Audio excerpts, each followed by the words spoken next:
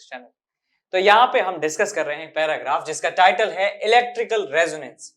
Electrical resonance, यहाँ पे समझ गए कि ये एसी से रिलेटेड जो है पैराग्राफ है, एग्जाम में दिया आएगा तो पता चल जाएगा। तो एक एक करके पढ़ते हैं क्या कहना चाहता है ये, कि electrical resonance is set to take place in series LCR circuit. ये जो फिनोमिना है एलसीआर सर्किट का है जो सीरीज में लगा हुआ है।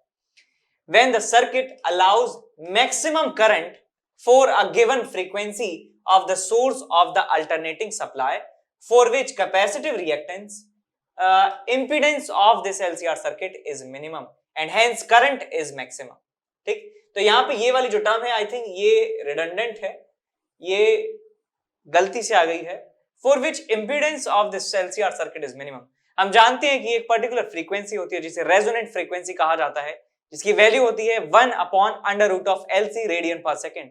इस पर्टिकुलर फ्रीक्वेंसी पर इंपीडेंस पूरे सर्किट का मिनिमम हो जाता है और कहूं मैं R के बराबर हो जाता है और करंट पूरे सर्किट में मैक्सिमम फ्लो होने लगता है। करंट का जो एम्पलीट्यूड है वो मैक्सिमम हो जाता है। आगे कहा गया है इस दूसरे पैराग्राफ में that resonant circuit are used to respond selectively to the signals of a given frequency while discriminating against signal of different frequencies।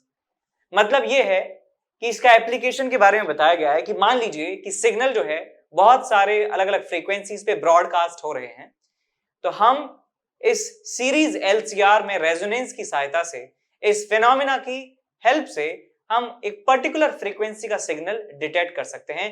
Because हमारे पास मान लीजिए सर्किट है एलसीआर सर्किट और वहां पर L और C की जो है पर्टिकुलर वैल्यूज हैं। हम L और C की वैल्यू को इस तरीके से एडजस्ट कर सकते हैं। लेट्स से मैं चाहता हूं कि 10,000 हर्ट्ज का जो सिग्नल है मैं इसे कैच कर पाऊं, मैं इसे डिटेक्ट करना चाहता हूं, तो मैं अपने इंडक्टर और कैपेसिटर की वैल्यूज को इस तरीके से एडजस्ट करूंगा जिससे रेजोनेंस फ्रीक्वेंसी 10,000 हर्ट्ज के बराबर हो जाए।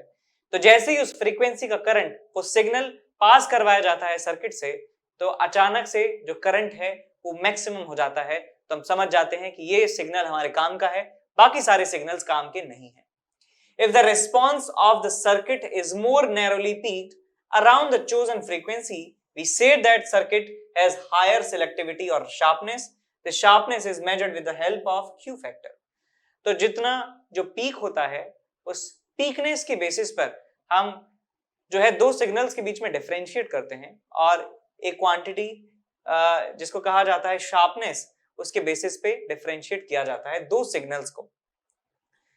इसके बाद सबसे पहला सवाल यहाँ पे दिया है हमको कि bandwidth of the resonant LCR circuit कितना होता है, बैंडविड्थ कितना होता है। तो आपको मैं एक फॉर्मूला बताता हूं जो है फॉर्मूला क्वालिटी फैक्टर का। क्वालिटी फैक्टर कहते हैं और इसे आप शार्पनेस ऑफ रेजोनेंस भी कह सकते हैं। शार्पनेस ऑफ रेजोनेंस इसका फॉर्मूला होता है resonant frequency divided by bandwidth ये होता है हमारे पास ओमेगा नॉट और ये होता है हमारे पास R/L और ये हमारे पास टोटल फॉर्मूला बन जाता है ओमेगा नॉट L/R के बराबर। तो यहां से हम क्लियरली कह सकते हैं कि बैंडविड्थ जो है इस रेजोनेंट सर्किट की R/L के बराबर होने वाली है। ये फॉर्मूला भी याद रखें, ऐसे याद रखें बैंडविड्थ को जिससे आपको क्वालिटी फैक्टर का फॉर्मूला भी याद हो जाए। तो दो फॉर्मूले एक ही फॉर्मूले से याद किए जा सकते हैं। तो हम समझ गए कि this is nothing, bandwidth is equal to R/L और रेजोनेंट फ्रीक्वेंसी ओमेगा नॉट, और ओमेगा नॉट की वैल्यू सबको मालूम ही होनी चाहिए इस मोमेंट पे, दैट इज 1/√LC। और यदि हर्ट्ज में पूछा जाए तो ये होता है 1/2π√LC। ये हर्ट्ज में है, ये रेडियन पर सेकंड में है, ये एंगुलर रेजोनेंट फ्रीक्वेंसी है, ये रेजोनेंट फ्रीक्वेंसी है। Hello my dear students, I am Neeraj Kumar Chaudhary और फिजिक्स टीचर। बच्चों एक बहुत इंपॉर्टेंट इंफॉर्मेशन देनी है।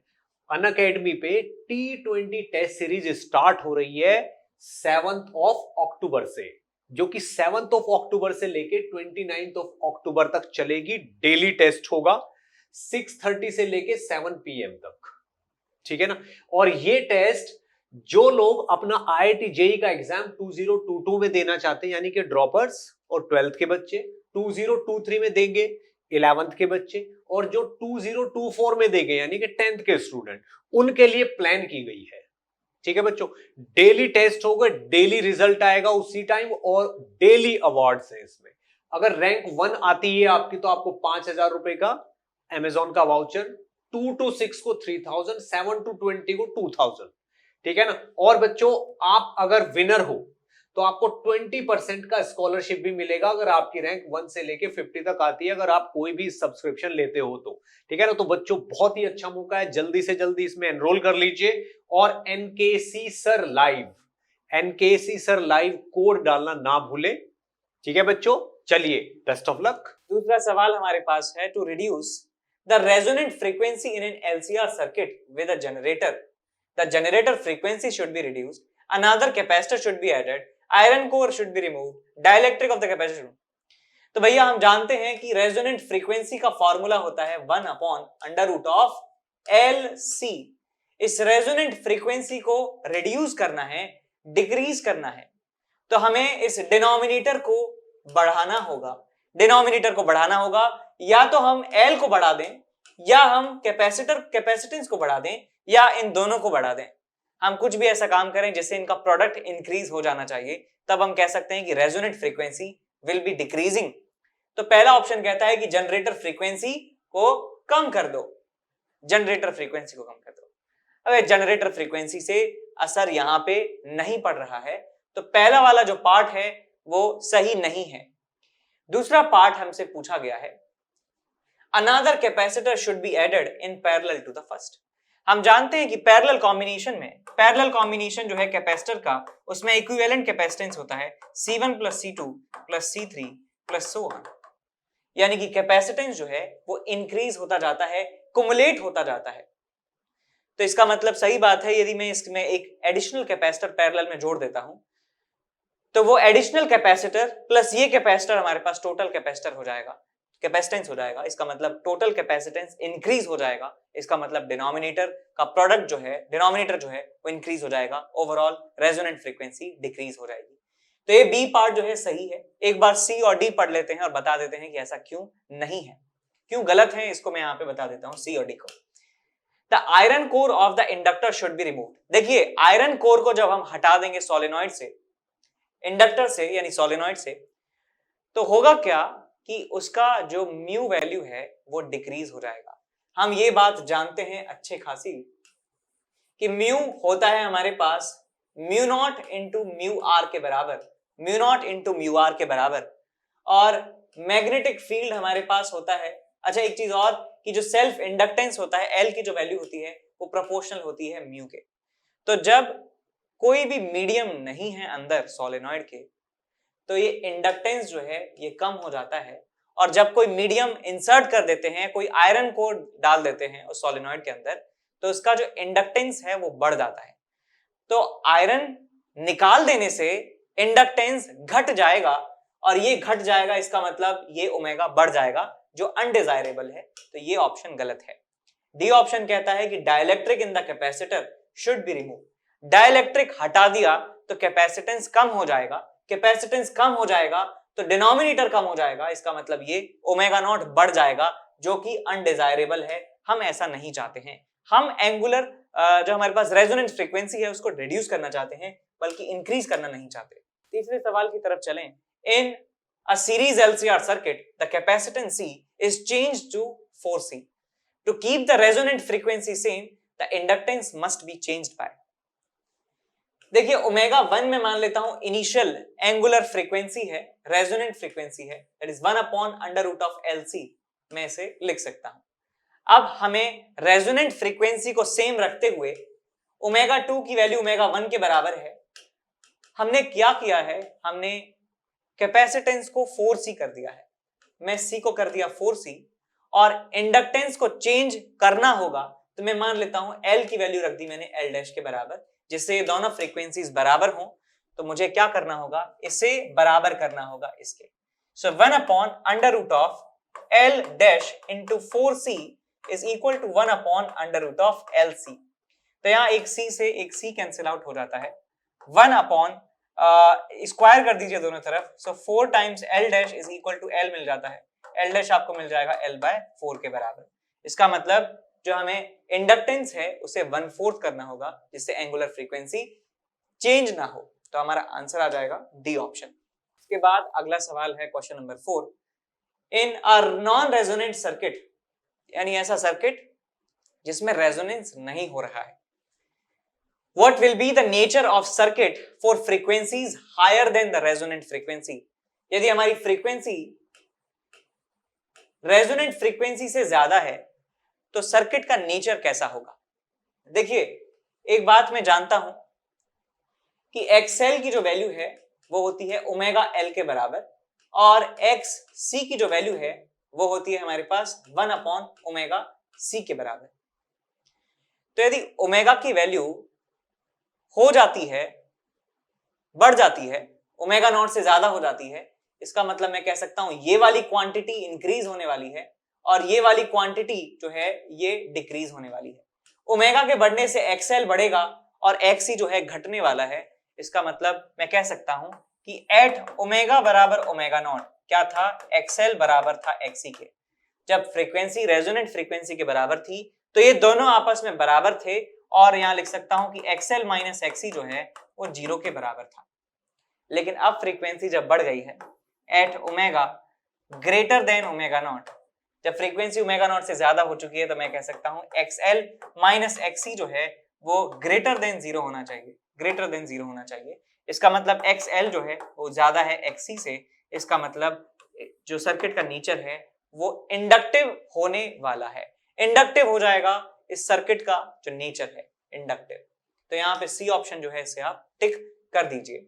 अगला सवाल है हमारे पास, figure shows a series LCR circuit connected to a variable frequency 200 volt source, यानी इस फ्रीक्वेंसी को चेंज किया जा सकता है। इसका RMS वोल्टेज है 200, capacitance 80, resistance 40, source frequency which drives the circuit at resonance. तो हमसे हर्ट्ज में फ्रीक्वेंसी पूछी है, रेजोनेंट फ्रीक्वेंसी। तो यहाँ पे फॉर्मूला लगाऊंगा मैं F0 बराबर 1/2 pi under root of LC। So this is 1/2 pi under root of L. L is inductance which is how much? 5 Henry के बराबर है, और यहाँ पे C की जो वैल्यू है वो है 80 माइक्रोफेरेड 10⁻⁻6। तो यहाँ से आप क्या कर सकते हैं, 10⁻⁻6 को ऊपर ले जाइए, अंडर रूट आएगा 10⁻6 का 10⁻3 डिवाइड बाय 5 और 80 हो गया 400, 400 का अंडर रूट 20, तो नीचे 20 और यहाँ पे 2 पाई ऑलरेडी है ही है। तो यहां सॉल्व कर लीजिए इसे, 1000 है हमारे पास डिवाइडेड बाय 40 इंटू पाई, 0 से 0 आ गया आपके पास 25, सो इज इक्वल्स टू 25/पाई। सो 25/पाई हर्ट्ज के बराबर हमें मिलने वाली है resonant frequency. Option number B हमारा सही हो जाता है। अब चलते हैं अगले पैराग्राफ की तरफ। अगले पैराग्राफ का जो टाइटल है वो है LC ऑसिलेशंस, और इसमें लिखा हुआ है when a capacitor is supplied with AC circuit. Capacitor के अक्रॉस जब हम AC सप्लाई लगाते हैं, इट गेट्स चार्ज्ड, ये चार्ज हो जाता है। When this charged capacitor is connected with inductor, एक सेकंड पहला वाला पार्ट पढ़ लेते हैं। When a capacitor is supplied with an AC circuit, supplied with an AC circuit, it gets charged. यहां पे थोड़ा सा जो है करेक्शन करना होगा इस पैराग्राफ में, कि यहां पे हम कैपेसिटर को DC से चार्ज करते हैं, ये AC की जगह DC होना चाहिए। DC से हम चार्ज करते हैं कैपेसिटर को, जिससे उसके ऊपर कोई चार्ज आ जाए, कोई परमानेंट चार्ज जो है उसके ऊपर आ जाए। क्योंकि यदि AC के साथ में कनेक्ट करूंगा कैपेसिटर को तो लगातार पोलैरिटी जो है बदलती रहेगी उस चार्ज की, और कैपेसिटर चार्ज नहीं होगा। AC से चार्ज नहीं कर सकते कैपेसिटर को, हमें DC सप्लाई लगाना होगा। तो DC सप्लाई लगा दिया हमने, कैपेसिटर को कर दिया charge. When this charged capacitor is connected with an inductor, current flows through inductor, given rise to magnetic flux, hence induced EMF is produced in the circuit. Due to this, the charge on the capacitor decreases and equivalent amount of energy stored in the capacitor in the form of magnetic field. ठीक बात है। देखिए, जब capacitor पर charge आ जाता है तो ये एक ड्राइविंग जो है एक सोर्स बन जाता है एनर्जी का, और इस इंडक्टर के अंदर करंट फ्लो करवाता है। इंडक्टर बेसिकली एक सोलेनॉइड होती है, सोलेनॉइड के लूप्स में जब करंट फ्लो होता है तो करंट फ्लो होने के कारण वहां पे एक EMF इंड्यूस हो जाता है। तो ईएमएफ इंड्यूस होने की वजह से उस करंट में चेंज का ये अपोज करता है। तो यहाँ पे होता क्या है, बेसिकली करंट यहाँ पे आ गया तो मैं कह सकता हूँ यहाँ पे मैग्नेटिक एनर्जी की फॉर्म में एनर्जी स्टोर हो जाती है, और वो एनर्जी का ही कहां से, वो एनर्जी इलेक्ट्रिकल एनर्जी से मैग्नेटिक एनर्जी में कन्वर्ट हुई, और फिर दोबारा से जब वो अपोज करने लगता है जो इसका सेल्फ इंडक्टेंस है, तो फिर मैग्नेटिक एनर्जी फिर से इलेक्ट्रिकल एनर्जी में कन्वर्ट हो जाती है, और इस तरीके से ये आपस में खेलते रहते हैं। यहां से एनर्जी इसमें कन्वर्ट होती है और ये फिर इसमें कन्वर्ट हो जाती है। इस तरीके से कन्वर्जन जो है लगातार चलता रहता है, और इस एनर्जी के टू एंड फ्रो मोशन को ही एलसी ऑसिलेशन कहा जाता है। ये इस पैराग्राफ में आपको समझाने की कोशिश की है। तो यहाँ पे हमारे पास है पहला सवाल, N AC circuit contains a capacitor of capacitance this and inductor of inductance this, the frequency of electrical oscillation। एक चीज और आपको याद दिला दूं कि जो ऑसिलेशन की जो फ्रीक्वेंसी होती है उसका फॉर्मूला भी रेजोनेंस फ्रीक्वेंसी जैसा ही होता है, 1/LC। तो यहाँ पे देख लीजिए 1/2 पाई, और अंडर रूट ऑफ LC में लिखेंगे 10⁻⁻6 इंटू 10⁻⁻4, तो ये बन जाएगा 10⁵ डिवाइडेड बाय 2 पाई। तो ये हमारा आंसर होने वाला है हर्ट्ज में 10⁵ divided by 2 pi hertz, which is option number C. इसके बाद अगला सवाल है हमारे पास, the physical quantity that has the same dimension as √LC। √LC का डायमेंशन किसके जैसा है? देखिए मैं जानता हूं कि टाइम पीरियड होता है 2 पाई बाय ओमेगा, और ओमेगा को लिख सकता हूं क्या 2 पाई अपॉन टी। तो इसका कोई डायमेंशन नहीं है, इसका डायमेंशन जो है सेकंड है। तो ओमेगा क्या होता है हमारे पास 1/√LC, इसका कोई डायमेंशन नहीं है, इसका डायमेंशन क्या होना चाहिए? कह सकता हूं कि जो टाइम का डायमेंशन है वही √LC का डायमेंशन होना चाहिए। तो ये टाइम पीरियड का डायमेंशन हो गया, ऑप्शन नंबर डी आप टिक कर सकते हैं। अगला सवाल हमारे पास है, in an LC circuit angular frequency at resonance is omega. Angular frequency is omega, what will be the new frequency when inductors inductance is made 2 times and capacitors capacitance is made 4 times. तो देखिए omega का formula होता है 1/√LC। अब यदि हमको change करते हैं तो फ्रीक्वेंसी कितनी हो जाएगी, हमें ये पता लगाना है। तो भैया यहाँ पे कैपेसिटेंस को 4 गुना कर दिया गया है यहाँ पे, यानी कि 4C कर दिया है, और इंडक्टेंस जो है उसे 2 गुना कर दिया है। यहाँ पे 2L लिखूंगा और यहाँ पे 4C लिखूंगा, तो यहाँ पे आपको मिल जाएगा 1/2√2 √LC। दोनों इक्वेशंस को डिवाइड कर दीजिए, so omega upon omega dash is equal to 1/√LC, और यहाँ जाएगा आपके पास 1/2√2 √LC। √LC से √LC गया, ओमेगा डैश आपको मिल गया ओमेगा अपॉन 2√2, ओमेगा अपॉन 2√2। तो वही हमारा आंसर होने वाला है, विच is option number A. Option number A will be the correct answer. अगला सवाल है, energy stored in between the capacitor and inductor is given by. तो इंस्टेंटेनियस एनर्जी की बात करूं तो हाफ एल आई स्क्वायर के बराबर स्टोर्ड एनर्जी होती है इस इंडक्टर में, और कैपेसिटर में जो एनर्जी स्टोर होती है वो half into Q square by C के बराबर होती है। ये करंट किसी इंस्टेंट पे करंट है और ये चार्ज किसी इंस्टेंट पे चार्ज है, तो ये इंस्टेंटेनियस एनर्जी जो है ये हमें पता चल जाती है इंडक्टर पर और कैपेसिटर पर। ठीक बात। तो यहाँ पे कह सकते हैं दोनों के बारे में पूछा गया है, तो ए ऑप्शन भी ठीक है, दूसरा ऑप्शन भी ठीक है, तो सी ऑप्शन को आप टिक कर दीजिए। अगला सवाल है हमारे पास question number 5, a capacitor of 1 microfarad is charged with इतना coulomb of charge, energy stored in it. तो पिछले सवाल से फॉर्मूला टीप सकते हैं, Q²/2C फॉर्मूला लगाना है, Q²/2C। तो चार्ज का स्क्वायर करिए, आपको मिलेगा 10⁻⁻4 डिवाइडेड बाय 2C, 2 इंटू 10⁻⁻6, ऊपर जाएगा 100 बन जाएगा, 100/2 कितना हो गया 50 जूल के बराबर। इतनी एनर्जी स्टोर्ड वहां पे होने वाली है। समझ गए?